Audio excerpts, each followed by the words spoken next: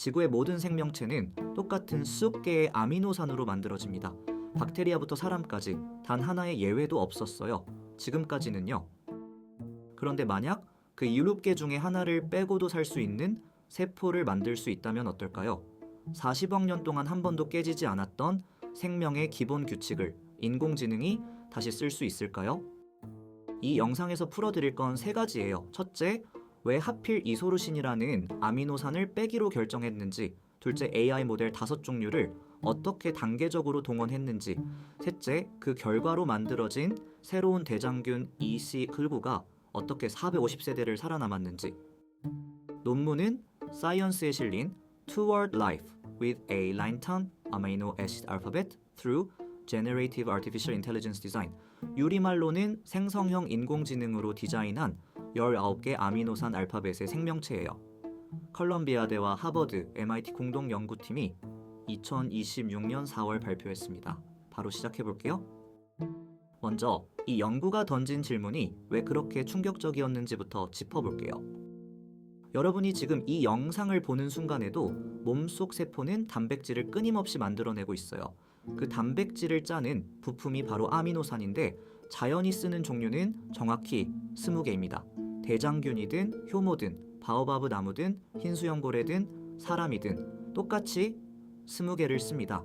이건 단순한 우연이 아니에요. 모든 생명의 공통조상, 그러니까 흔히 엘유카라고 부르는 약 40억 년 전에 그 세포가 이미 20개를 정해놓고 시작했다는 뜻이에요. 지난 수십 년 동안 합성 생물학자들이 새로운 아미노산을 추가하는 데는 성공했어요. 20개에 하나를 더해 21개로 늘리거나 통째로 새로운 비표준 아미노산을 끼워 넣는 실험은 여러 번 보고됐습니다. 그런데 그 반대 방향, 그러니까 하나를 빼고도 살 수 있나? 라는 질문에는 누구도 제대로 답하지 못했어요. 한 종류의 아미노산이 단백질 수만 개에 흩어져 있고 그걸 모두 다른 아미노산으로 바꿔도 단백질 모양과 기능이 유지돼야 하니까요. 사실상 불가능에 가까운 작업이었습니다. 그래서 첫 번째 질문은 도대체 어떤 아미노산을 빼야 그나마 가능한가? 였습니다. 연구팀은 우선 어떤 아미노산이 가장 빼기 쉬운지를 계산했어요. 첫 번째는 진화적 보존성 분석. 대장균 단백질을 다른 박테리아의 동일 단백질과 비교해 진화 과정에서 거의 안 바뀐 자리에 쓰이는 아미노산은 뺄 수 없는 핵심, 자주 다른 걸로 바뀌는 아미노산은 뺄 만한 후보로 분류했습니다. 두 번째는 단백질 언어 모델, 즉 PLM이라는 AI를 썼어요. ESM2 같은 모델은 수억 개의 단백질 서열을 학습해서 어떤 자리의 아미노산이 다른 것으로 바뀌어도 괜찮은지 확률로 예측해줍니다. 두 분석 모두 같은 결론을 내놨어요. 가장 대체 가능한 아미노산은 이소루신, 알파벳 한 글자로 E예요. 이소루신은 화학적으로 발린이나 류신과 매우 비슷하고 단백질의 활성 자리보다는 안쪽 구조를 채우는 데 주로 쓰이거든요.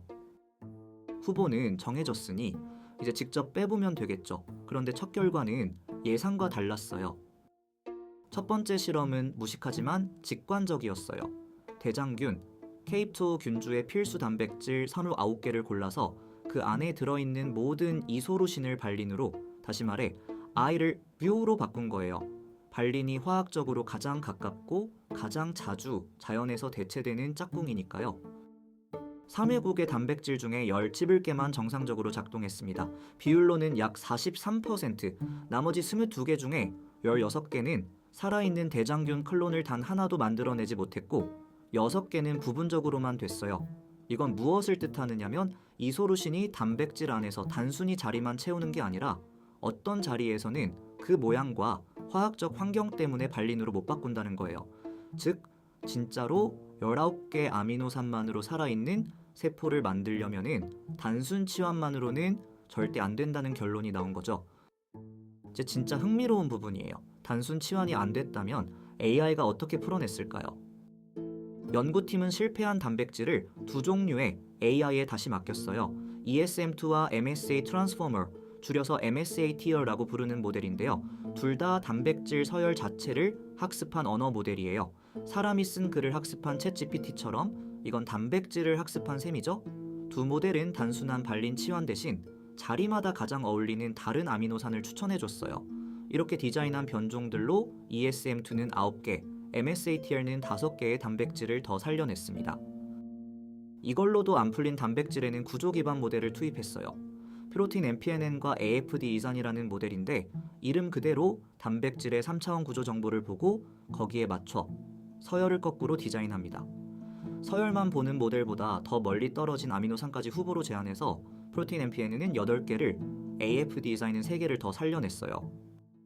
그래도 안 풀린 4개의 까다로운 단백질이 남았어요. 여기서는 이소루신만 바꾸는 게 아니라 그 주변에 있는 다른 아미노산까지 함께 보상 변이를 넣었습니다. 3차원 구조에서 3에서 7옹스트롬 안에 있는 이유 장이들을 같이 후보에 넣고 ESM2로 다시 디자인한 거예요. 이걸 N3D 전략이라고 부릅니다. 이 그림이 그 협업을 한눈에 보여줍니다. 가장 단순한 발린 치환에서 시작해 점점 더 복잡한 모델로 넘어가는 사다리식 디자인이에요. 결과적으로 50개 필수 리보솜 단백질의 모든 이소루신 총 3개 찰 묘개를 다른 아미노산으로 바꾸는데 성공했습니다. 이건 박테리아 단백질에서 자연을 거치지 않고 인간이 디자인한 가장 큰 시퀀스 변화였어요. 리보솜 전체로 보면은 아미노산의 요 약 6.5%가 바뀐 거고 어떤 단백질에서는 변경된 자리가 모두 요 단백질 활성의 결정적인 곳에 있었습니다. 이제 디자인은 끝났습니다. 다음 단계는 그걸 실제 살아있는 세포에 어떻게 집어넣느냐였어요. 리보솜을 만드는 단백질 유전자들은 원래 대장균 게놈 곳곳에 흩어져 있어요. 연구팀은 이걸 한 곳에 모아야 했습니다. 그래야 한꺼번에 옛날 버전을 새로운 19아미노산 버전으로 갈아 끼울 수 있으니까요. 그래서 30S 리보솜 서브유닛을 만드는 쇠나란개 유전자를 묶어서 약 9.02kbase 길이의 거대한 인공 오페론을 합성했습니다. 이 그림이 그 과정과 결과를 다 담고 있어요. 위쪽은 하물개 유전자가 한 오페론으로 정렬된 구조, 아래쪽은 450세대 동안 적합도가 어떻게 변했는지를 보여주는 데이터입니다. 이 오페론을 대장균 게놈의 원래 자리에 통째로 넣은 균주가 바로 EC14입니다. 요새 11개 단백질의 모든 이소루신이 사라진 19개 아미노산만 쓰는 살아있는 세포가 처음으로 만들어진 거예요.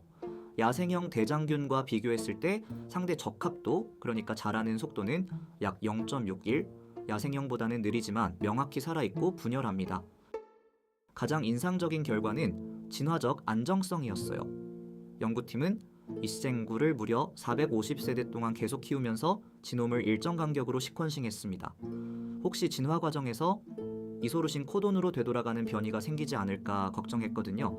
그런데 아박 50세대가 지나도 4개의 독립적인 계통 모두에서 이소루신 코돈으로의 리버션 변이는 단 하나도 발견되지 않았습니다. 완전히 새로운 아미노산 알파벳이 안정적으로 자리 잡았다는 뜻이에요.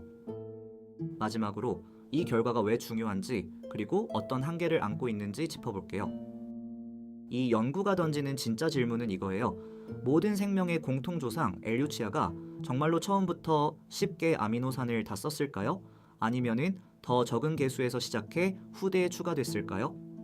화석으로는 답할 수 없는 질문에 연구팀은 실제로 19개로도 살아남는 세포를 만들 수 있다는 시연으로 간접 답을 던진 셈입니다. 물론 한계도 분명합니다.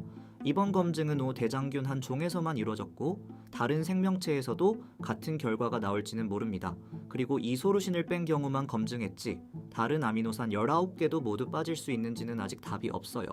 적합도가 0.61이라는 점, 그러니까 야생형의 60% 수준이라는 것도 앞으로 풀어야 할 숙제입니다.